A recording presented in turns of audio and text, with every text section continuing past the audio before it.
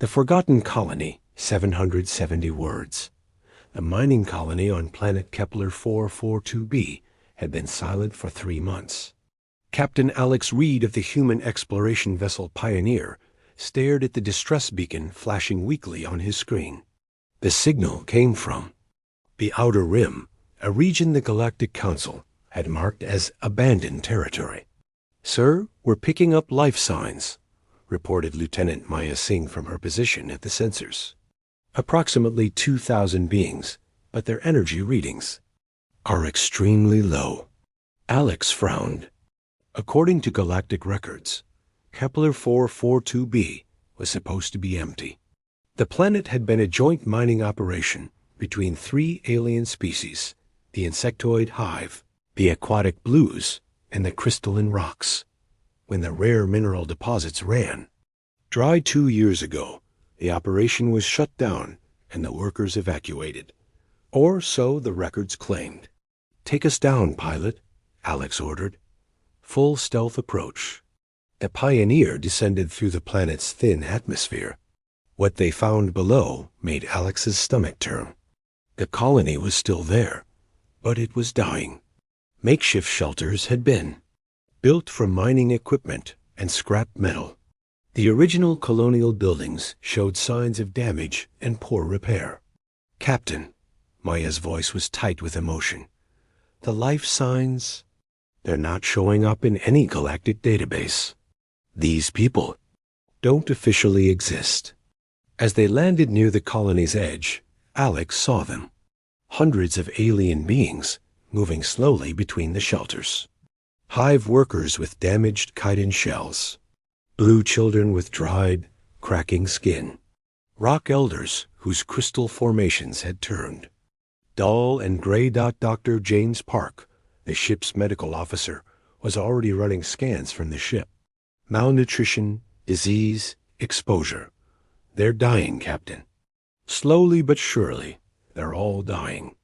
A small group approached the human ship. Their leader was an elderly blue named Finn, his once bright scales now pale and flaking. Through the universal translator, his words came through clearly. "Please," Finn said, his voice barely a whisper. "We sent the distress signal months ago. Are you from the Council? Have they finally come for us?" Alex felt a cold anger building in his chest. "No, we're from Earth. We picked up your signal by accident." "What happened here? Why weren't you evacuated?" Finn's large eyes filled with what might have been tears. "They said the transport ships were full. They said they would come back for U.S. That was 2 years ago." The truth was worse than Alex had imagined. When the mining operation ended, the 3 species had evacuated their own people first.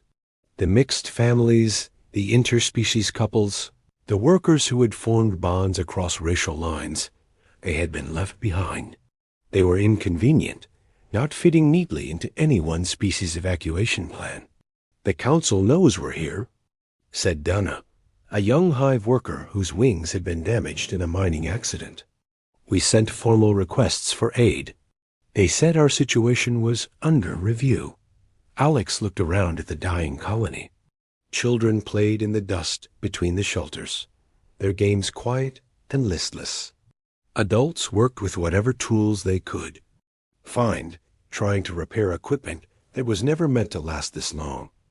How many ships would it take to evacuate everyone? Alex asked his crew. 3, maybe 4 transport vessels, replied Tom the pilot. "But Captain, we don't have authority to ... "I'm not talking about authority," Alex cut him off. "I'm talking about what's right." That night, Alex sent a message back to Earth Command. He reported the situation in detail, requesting immediate humanitarian aid. The response came 12 hours later. Situation acknowledged. Maintain observation. Do not interfere with Galactic Council jurisdiction. Alex stared at the message for a long time. Outside his ship, he could hear the sounds of the dying colony. A hive mother singing a lullaby to her hybrid children. The coughing of blue elders, whose respiratory systems were failing in the dry air. The slow, grinding sounds of rock beings whose crystal structures were slowly cracking from stress and malnutrition. He deleted the message from Earth Command and began composing a new one. This time, he wasn't asking for permission. "This is Captain Alex Reed of the Pioneer," he began. "I'm declaring a humanitarian emergency under Article 7 of the Human Space Charter. I need every available transport in this sector, and I need them now." As he hit send, Alex looked out at the colony. Tomorrow, he would tell them they weren't alone anymore. Tomorrow, he would show them what humans meant when they said, "No one gets left behind." The galaxy had abandoned them, but Earth was just getting started. Asterisk, the response to Alex's emergency broadcast came faster than he had expected. Within 6 hours, Captain Lisa Wong of the cargo vessel Mercy was the first to respond. "Reed, you crazy fool." Her voice crackled over the cone. "You know what you're asking us to risk?" "I know exactly what I'm asking," Alex replied, watching. As Dr. Park treated a young rock child whose crystal formations were infected. "The question is, are you willing to live with yourself if we don't try?"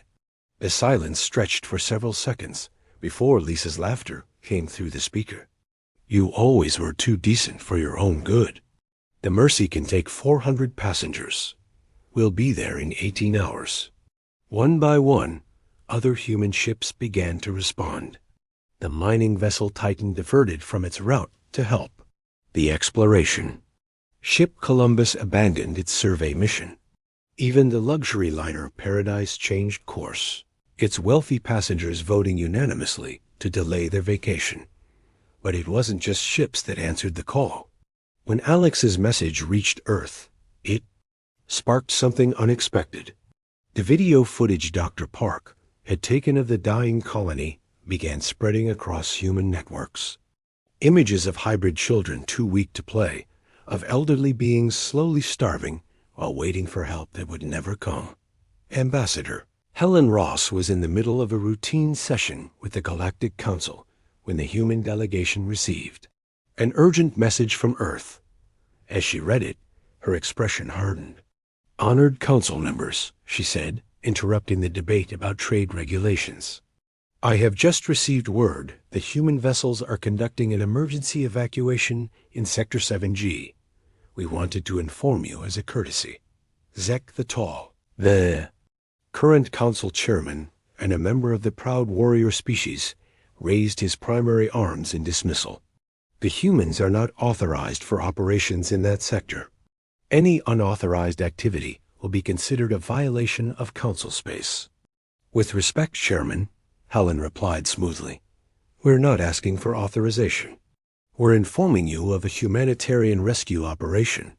There are no recognized settlements in Sector 7G requiring rescue," stated Glow of Distant Stars, the blue representative.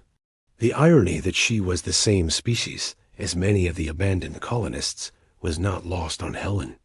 "Then you won't mind if we clean up some space debris," Helen said with a cold smile. Back on Kepler 442b, the colony was transforming. Word of the incoming rescue had spread through the settlement like wildfire.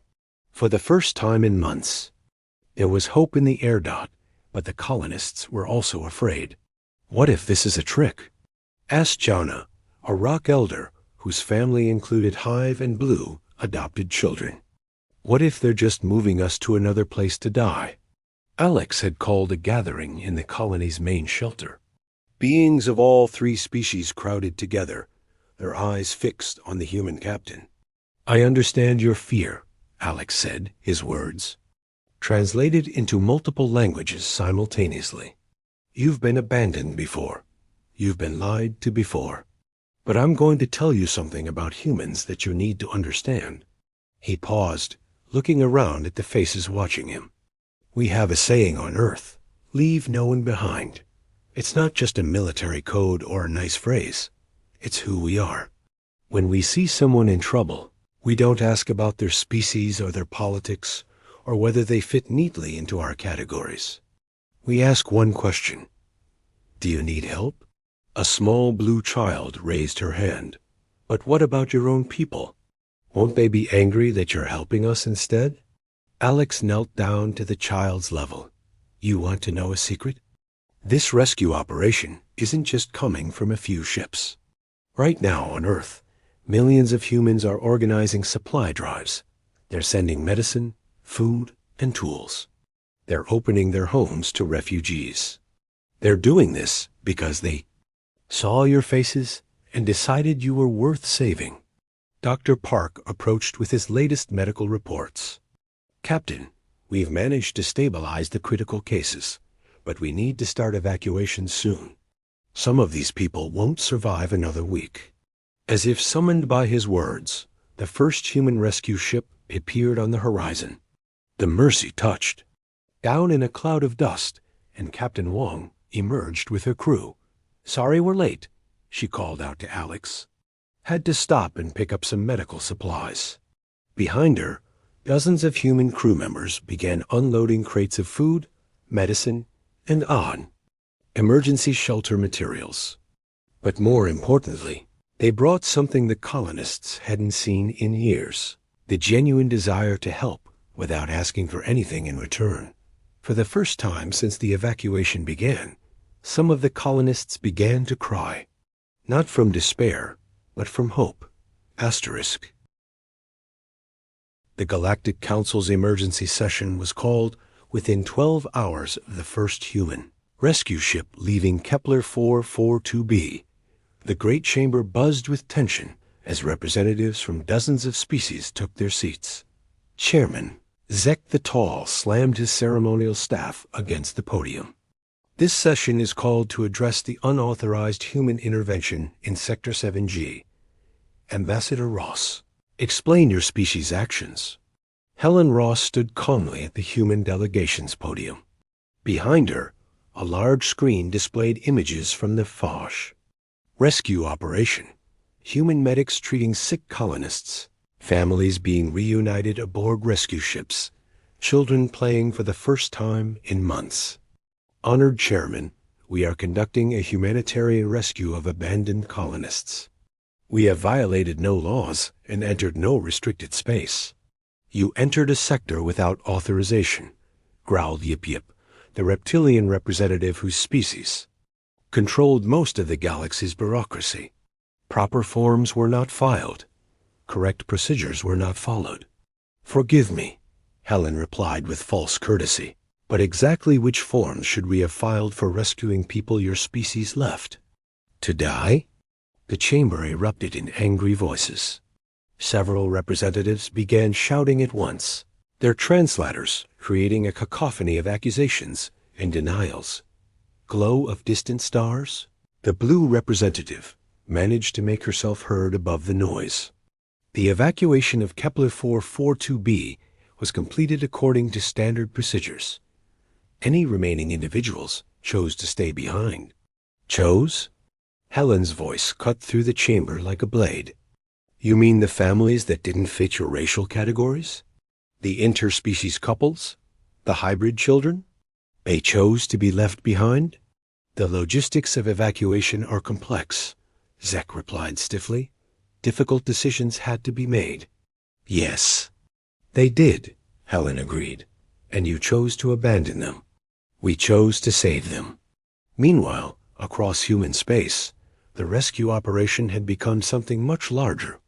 What started as a few ships responding to Alex's call had grown into a massive humanitarian effort. On Luna Station, Maria Santos was coordinating supply runs. The warehouse that usually stored mining equipment had been converted into a refugee processing center. Volunteers worked around the clock, preparing temporary housing and medical care for the incoming evacuees. We've got 17 ships en route. With refugees, she reported to her team. The first group should arrive in 6 hours. Medical teams are standing by. But the most significant development was happening on Earth itself. In cities across the planet, humans were organizing.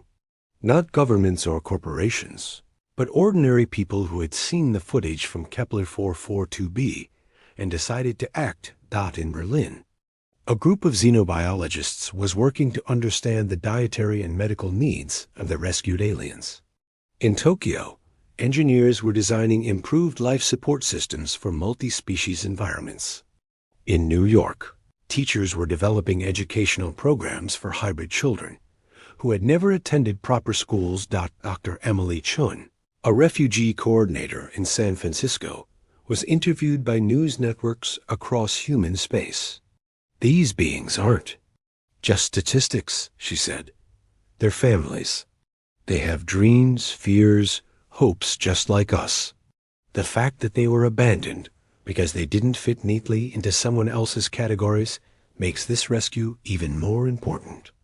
Back in the Galactic Council, the debate was growing more heated. "The humans are setting a dangerous precedent," declared Hispop, the insectoid representative. "If every species begins conducting unauthorized rescue operations, the Council's authority will be meaningless." "The Council's authority is already meaningless to anyone with a conscience," Helen shot back. "You've shown that perfectly." Chairman Zek raised his staff for order. "The Council demands that the humans return the evacuees to their designated processing centers for proper documentation and assignment." Helen smiled coldly. "No." The single word fell into the chamber like a stone into still water. The silence that followed was absolute. "No," Helen repeated. "We will not return refugees to die in your bureaucracy. We will not abandon families because they're inconvenient. And we will not pretend that your proper procedures are more important than people's lives. Then you are in violation of Council authority," Zek declared. "So be it," Helen replied. "Earth formally withdraws from Council jurisdiction over humanitarian matters. From now on, any being seeking refuge from abandonment, persecution, or genocide can request human protection. We will not ask your permission to save lives." The chamber erupted in chaos as representatives shouted and argued. But Helen Ross simply gathered her materials and walked out, followed by the entire human delegation. As they left the chamber, her aide whispered, "Ambassador, do you realize what you've just done?" Helen looked back at the arguing aliens and smiled. "I've just told the galaxy that Earth means what it says. No one gets left behind." 3 weeks after the Kepler 442b evacuation, the first unexpected visitor arrived at Luna Station. The ship was small, battered, and flying under no recognized flag. When it requested docking permission, the message was simple: seeking human protection for refugees. Station Commander Mike Torres was in his office when the call came in. "How many souls aboard?" he asked. 47, came the reply. "Mixed species. Abandoned on Mining Station Outpost 19 when the ore ran out." Torres didn't hesitate. "Docking Bay 7 is clear. Medical teams are standing by." It was the first of many. Within a month, ships carrying abandoned colonists, persecuted minorities, and displaced families were arriving at human stations across the frontier. Word had spread through the galaxy's forgotten corners. Earth would help when no one else would. On Kepler 442b, now officially designated as New Haven by human authorities, the transformation was remarkable. What had been a dying colony was becoming a thriving multi-species settlement. Human engineers worked alongside rock builders to construct proper homes. Blue aquatic specialists helped design water reclamation systems. Hive technicians shared their knowledge of efficient farming techniques. Captain Alex Reed walked through the settlement's main street, marveling at the changes. Children who had been too weak to play were now running between the houses, their laughter echoing off the new buildings. A small school had been established, where hybrid children learned alongside pure species kids, all of them taught by volunteers from across human space. "Captain," called out Finn, the blue elder who had first greeted the humans. His scales had regained their bright color, and his voice was strong. "Come, you must see this." Finn led Alex to the settlement center, where a monument had been erected. It was a collaborative work, rock crystal formations supporting blue carved water features, with hive-crafted metal work spelling out words in multiple languages. "No one gets left behind," Alex read aloud. "In memory of those who died waiting, and in hope for those who will never have to wait again." But the rescue operations were having consequences beyond just saving lives. In the Galactic Council, emergency sessions were becoming routine. Species after species was reporting unauthorized human interference in their territories. What started as complaints had evolved into something approaching panic. "They're destabilizing our entire system," declared Yip Yip during one heated session. "Entire settlements are requesting human protection rather than following proper relocation procedures." Chairman Zek had lost weight over the past weeks, the stress of the situation showing in his warrior bearing. "Perhaps we should consider negotiations with the humans." "Negotiations?" Glow of distant stars seemed shocked by the suggestion. "They've made themselves outlaws. They ignore our authority completely."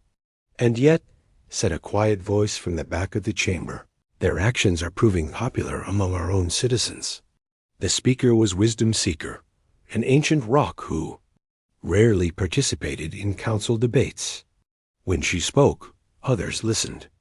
"My species has received 17 formal petitions from rock colonies requesting human-style protection from abandonment," she continued. "The Blues have received 31. Even your own species, Chairman, has received inquiries about human refugee policies." The truth was uncomfortable but undeniable. Across the galaxy, ordinary beings were looking at the human example and asking why their own governments couldn't show the same compassion. On Earth, the political ramifications were equally significant. President Sarah Kim addressed the United Earth Assembly in an emergency session. "We stand at a crossroads," she declared. "We can continue to operate within a galactic system that prioritizes bureaucracy over lives, or we can forge a new path based on our values." The vote was unanimous. Earth would establish the humanitarian protection protocols, offering sanctuary to any being fleeing abandonment, persecution, or genocide. More importantly, they would work to establish a new interstellar organization based on mutual aid rather than bureaucratic control. But perhaps the most significant changes were happening in the hearts and minds of individuals across the galaxy. On the Hive homeworld, a group of workers established the Human Example Foundation, providing aid to abandoned colonies within their own territory. Blue ocean cities began accepting interspecies families who had been rejected elsewhere. Even some warrior clans started questioning their species' participation in the council system. Ambassador Helen Ross, now operating from a new Earth embassy on the independent station Haven 1, received visitors daily. Representatives from dozens of species came seeking advice on establishing their own humanitarian programs. "The humans have shown us something we had forgotten," said one visitor, a young blue diplomat named Wavesong. "That compassion is not weakness, that helping others makes us stronger, not weaker." Helen smiled as she looked out at the busy station. Ships from across the galaxy came and went, carrying supplies, refugees, and hope. "We didn't start this to change the galaxy," she said. "We just didn't want to let good people die alone." But maybe that's exactly what the galaxy needed. 1 year after the Kepler 442b rescue, the galaxy looked very different. The Humanitarian Alliance had grown from Earth's simple declaration into a coalition of 47 worlds and stations. Species that had never cooperated before were working together to establish refugee networks, emergency response teams, and mutual aid societies. Captain Alex Red stood on the observation deck of the newly commissioned vessel Hope's Dawn, the first ship designed specifically for multi-species rescue operations. Built through a collaboration between human engineers, rock architects, blue aquatic specialists, and hive efficiency experts, she represented everything the old Galactic Council had claimed was impossible. "Captain, we're receiving a priority." "Signal," reported Commander Gana Kim, his new first officer. "It's from the Outer Rim. Sounds like another abandoned mining colony." Alex smiled. "Set course. Let's go see who needs help today." The bridge crew was as diverse as the ship's mission. Humans worked alongside reformed council species and several entirely new races that had emerged from the galaxy's forgotten corners. All of them united by a simple principle: everyone deserves a chance to survive. Meanwhile, on New Haven, the former Kepler 442b had become the symbolic heart of the new movement. The settlement had grown into a proper city, with a population of over 50,000 beings from dozens of species. It served as both a refugee processing center and a living example of what multi-species cooperation could achieve. Finn, the Blue Elder who had first greeted the humans, now served as the settlement's elected leader. He stood before a gathering of the Alliance Council, delivering his monthly report. "This month, we've successfully integrated 1,200 new residents," he announced. "Our agricultural program is exceeding production targets by 30%, thanks to the collaboration between hive farming techniques and rock mineral management. The school system now educates children from 18 different species, and our medical facilities are treating conditions that were previously considered untreatable." But the most significant change was happening in the old Galactic Council itself. The emergency session had been called by Chairman Zek himself. For the first time in the Council's history, the Great Chamber was less than half full. Dozens of species had withdrawn from the organization to join the Humanitarian Alliance, while others were conducting their own internal reforms. "The humans have forced us to confront an uncomfortable truth," Zek addressed the remaining representatives. "Our system prioritized order over compassion, procedure over people. We became so focused on maintaining our authority that we forgot why we created that authority in the first place." Glow of Distant Stars, once one of the humans' harshest critics, now served as the Council's liaison to the Humanitarian Alliance. "The Blues have voted to implement human-style refugee protections within our own territory," she announced. "We will no longer abandon our people simply because they don't fit our traditional categories." Similar reforms were spreading across the galaxy. The warrior clans had established honor codes requiring protection of the helpless. The hive confederations were sharing resources with struggling colonies regardless of species. Even the bureaucratic regulators had streamlined their procedures to prioritize emergency aid over paperwork. On Earth, President Kim hosted the first Interspecies Humanitarian Summit. Representatives from across the galaxy gathered not to debate jurisdiction or trade rights, but to share knowledge about helping others. "A year ago, we responded to a simple distress call," she told the assembled delegates. "We didn't set out to change the galaxy. We just refused to let good people die alone. But your presence here today shows that compassion is contagious. Kindness spreads. And when we choose to help others, we inspire others to help as well." Dr. Park, now director of the Galactic Medical Exchange Program, presented statistics that would have seemed impossible a year earlier. Mortality rates in frontier colonies had dropped by 60%. Interspecies cooperation on medical research had advanced treatments for dozens of conditions. Most remarkably, applications for frontier settlement were increasing as beings realized they wouldn't be abandoned if things went wrong. But perhaps the most moving moment came when a group of hybrid children from New Haven performed at the summit's closing ceremony. Standing together on the stage, representing every major species in the galaxy, they sang a song they had written themselves. The lyrics were simple. "No one stands alone. When the stars seem dark and cold, someone will come for you. Someone will bring you home." As the children sang, Ambassador Helen Ross looked out at the audience. Former enemies sat beside each other, united by shared purpose. Species that had barely acknowledged each other's existence were planning joint missions to help distant colonies.